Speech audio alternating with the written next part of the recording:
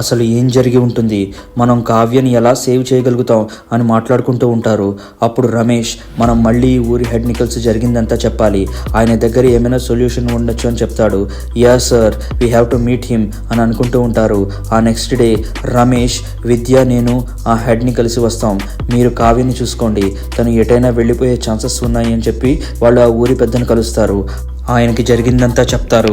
ఆయన వణికిపోతూ మళ్ళీ కాలతంత్ర వచ్చాడా, ఈసారి ప్రళయమే అని భయపడిపోతూ తనలో తాను ఏవో మాట్లాడుకుంటూ ఉంటాడు. హలో సార్, ఏంటి విషయం సరిగ్గా చెప్పండి, మా ఫ్రెండ్ రిస్క్లో ఉంది అని విద్య అంటుంది.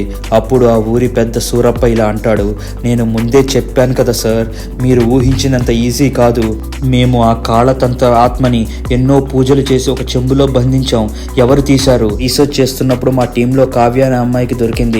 తను ఆ చెంబుని ఓపెన్ చేసినట్టుంది. Next part coming tomorrow.